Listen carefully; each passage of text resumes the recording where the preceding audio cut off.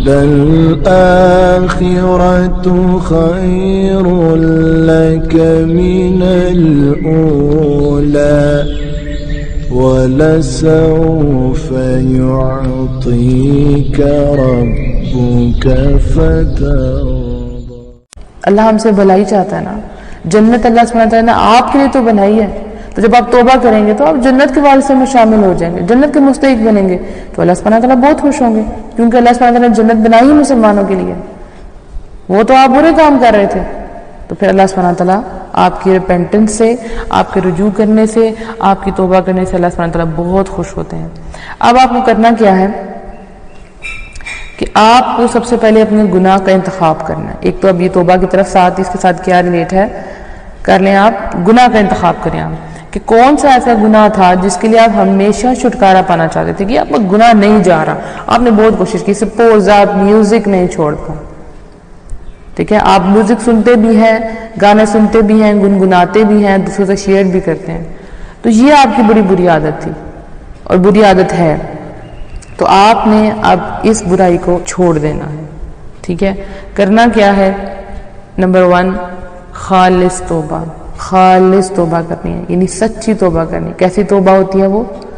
توبۃ نصوحا۔ اللہ سبحانہ وتعالیٰ فرماتے ہیں یا ایھا الذین آمنوا توبوا الی اللہ توبۃ نصوحا، اے ایمان والو تم اللہ کے حضور خالص توبہ کرو، یعنی ایسی توبہ کرنی ہے جو خالص ہوگی۔ کیسی توبہ ہوگی کہ ایک تو آپ گناہ چھوڑیں گے، پھر اس پہ گناہ چھوڑنا، اب جو گناہ تھا آلریڈی اس پہ آپ کو شرمندگی تھی تو آپ نے اس گناہ کو چھوڑ دیا۔ نمبر 3 آپ دوبارہ گناہ وہ نہیں کریں گے، یعنی آپ پکا ارادہ کر لیں گے۔ اچھا ارادہ کرنے کے بعد ہو جائے تو وہ علیحدہ کیس ہے، مایوس نہیں ہونا، لیکن آپ پکا ارادہ کرتے ہیں کہ اب میں نے وہ گناہ نہیں کرنا، تو یہ پکی خالص توبہ ہے انشاءاللہ۔ تو آپ نے سب سے پہلے کیا کرنا ہے، آپ اپنے گناہوں پہ توبہ کرنی ہے، توبۃ نصوحا۔ نمبر 2 اللہ سے بکثرت دعائیں کرنی ہیں کہ اللہ سبحانہ وتعالیٰ یہ میرے اندر گناہ ہے اور میں جانتا ہوں اور تو بھی جانتا ہے اور کوئی نہیں جانتا، اگر کوئی جانتا بھی ہے تو اس سے چیز کو فرق نہیں پڑنا چاہیے، آپ کا رب جانتا ہے، تو آپ نے اللہ سے دعا مانگنی ہے کہ اللہ سبحانہ وتعالیٰ یہ گناہ مجھ سے چھڑوا لے، میں نے بڑی کوشش کی لیکن باقی 11 مہینوں میں یہ مجھ سے کام نہیں ہو سکا، اب میں آپ سے معافی مانگتا ہوں، میں آپ سے دعائیں مانگ رہی ہوں، اللہ سبحانہ وتعالیٰ میری مدد کریں کہ میں غیبت کرتی ہوں یا غصہ کرتی ہوں، کوئی بھی گناہ آپ کے اندر ہے، آپ سنگنگ کی طرف جا رہے ہیں، میوزک بہت زیادہ سنتے ہیں، کوئی بھی گناہ آپ کا ہے، اس کو آپ نے پوائنٹ آؤٹ کر لیا، اس کو نوٹ کر لیا، اب آپ دعائیں مانگ رہے ہیں، مینشن کر رہے ہیں وہ گناہ کہ یا اللہ یہ گناہ میرے اندر ہیں، مجھے ان سے بچا لے۔ اس کے بعد کیونکہ اللہ کی مدد کے بغیر تو ہو ہی نہیں سکتا کہ آپ گناہ چھوڑ سکیں، جتنی بھی آپ پریکٹس کر لیں، جتنی بھی کوشش کر لیں، آپ دوبارہ گناہ کی طرف چلے جائیں گے کیونکہ آپ کمزور ہیں، تو آپ کو اللہ سے مدد مانگنی ہے۔ اس کے بعد آپ نے اگر کسی کے لیے سپوز آپ نے غیبت کیا، اس کے پیچھے سے برائی کی ہے، اب اس پر کیا کریں، وہ انسان تو سامنے ہی نہیں تھا، ایک تو آپ نے معافی مانگنی ہے، اور دوسرا توبہ کرنے کے بعد یہاں غیبت کے ساتھ ایک اور کیس ہے کہ آپ نے اس کے حق میں دعائیں مانگنی ہیں، کیونکہ آپ نے اس کے ساتھ غلط کیا ہے، اس کے پیٹھ پیچھے اس کی برائی کی ہے، تو اب آپ نے اس کے لیے دعائیں کرنی ہیں۔ اس کے بعد اگر آپ نے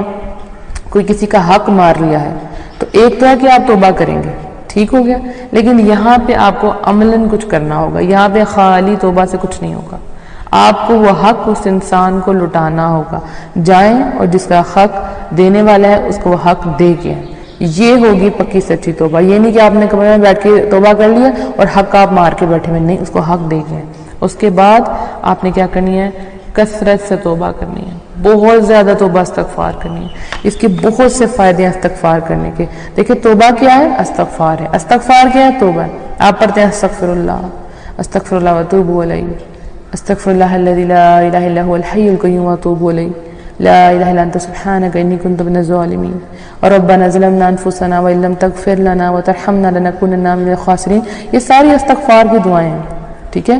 اب آپ کے ذہن میں آ رہا ہوگا کہ اب استغفار کرنے سے کیا ملے گا۔ ایک تو آپ نے توبہ کر لی ایک دفعہ بیٹھ کے، بڑی اچھی سچی توبہ کی کہ آپ اب یہ گناہ نہیں کریں گے۔ اس کے ساتھ آپ نے اب ایک عادت اپنانی ہے، توبہ کے ساتھ ساتھ آپ نے استغفار بہت زیادہ کرنا ہے، کیونکہ استغفار بھی توبہ ہے۔ جو بہت زیادہ استغفار کرتے ہیں اس کے انشاءاللہ ہم فائدے دیکھتے ہیں کیا ہے، ٹھیک ہے۔ نمبر 1 اگر آپ ذہنی سکون چاہتے ہیں،